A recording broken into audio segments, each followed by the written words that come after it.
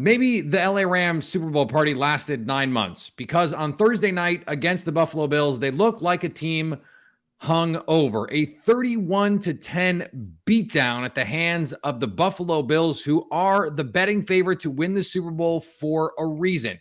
Joining me now, Isaiah Stanback, our NFL insider, and speaking of Super Bowls, a Super Bowl champion. Isaiah, as you look at these two teams, the Bills and the Rams, each supposedly Super Bowl contenders, which team did you come away from this game feeling like you took more away from? Was this more about the Rams or the Bills for you?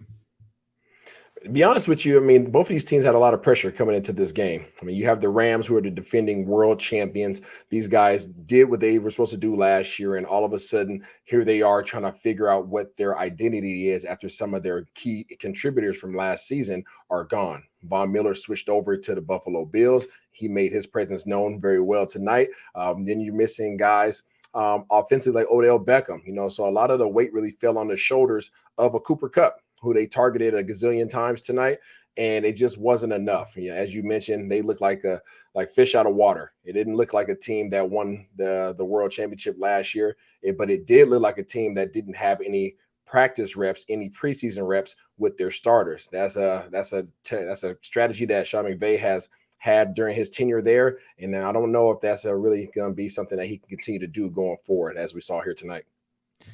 So week one outcomes can often be dismissed in retrospect. We see things that happen that we go, wait, I'm sorry, what happened? And then, 8, 10, 12 weeks later, we sort of forget about what happened in week one. On the other hand, this was a game in which the Rams struggled to protect Matthew Stafford. We knew going in their offensive line was going to be a problem.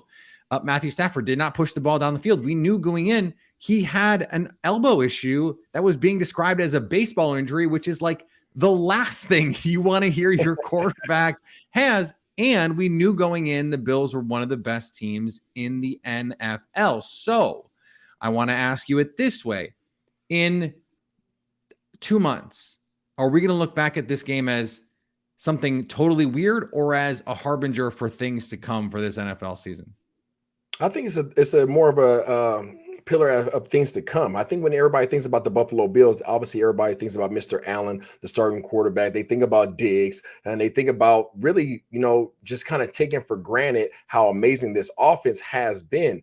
But what people fail to realize is that they had the number one defense in the league last year. And right. Leslie Frazier knows exactly what the heck he's doing as a defensive coordinator. So that's something that people should be fearful of. That's something that people need to be aware of. And that's something that people need to be able to identify and give respect to, put some respect on it, because these guys not only were number one last year, but somehow, some way he figured out a way to become better. Some way he took Von Miller away from the Rams. Oh, and then it happens to be that they're going to play against him in the first game. And he goes completely ape. I mean, he freaking was a nightmare. The left tackle for the Rams had a complete meltdown. Obviously that used to be Whitworth. That was an area of their offensive line that they didn't have to worry about. Now, all of a sudden, you put Von Miller out there against this young left tackle, and he causes disruption. These guys have made some changes interiorly on the defensive front. They brought some guys in the form of, where are we at here? They brought in Jordan Phillips in Big 97. He was all over the place tonight. He was in the backfield constantly. So when they weren't worried about Von Miller, you were worried about interior pressure that this new defensive front was presenting. And we know how dangerous they are on the back end. Shoot, they got 3 interceptions. And then on the front end, they got 7 sacks. This was a complete meltdown. This is a problem. Sean McVay is going to have to find more ways to become more productive, aside from just handing the ball to Henderson and throwing it to Cooper Kupp.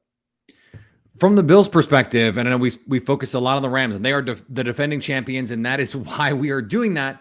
But this is a Bills team that is the betting favorite, and the betting favorite, by the way, by a lot when you look at BetOnline. And so I think there were high expectations coming in, and still it seems like they exceeded expectations to get 7 sacks in a game like this. Von Miller looks like 2015 Von Miller, the double ghost move on the sack with to go around the chip and the tackle to get the sack on one of those plays. What did you think of the Bills in this game? Because they looked every bit the Super Bowl favorite that they are pegged to be right now. They looked like they were having fun. And I think one of the areas that they address, as I mentioned, aside from adding Von Miller and some of these interior defensive linemen, these guys have a rotation now. And I think Chris Collinsworth and those guys on the broadcast did a great job of really displaying how these guys now are going from playing 50 plus snaps a game to all of a sudden everybody's rotating in playing 15 to 20 snaps, and everybody's fresh and they're rejuvenated, and somebody makes a play. And guess what? I want to make a play too. I don't want to be left out. I want to join the party. So, you see Von Miller dancing around, you see him avoiding and using some of his savvy vet moves, looking like he's taking 10 years off of his body. These guys are having fun. They know that they are complete dogs on defense. They showed that last year. They know that they're complete dogs on offense. They also showed that last year. And these guys have unfinished business, not only in the AFC, but they are putting the rest of the NFL on notice that they have a real shot at being the number one offense and defense this year. And we know if that combo comes together, look out.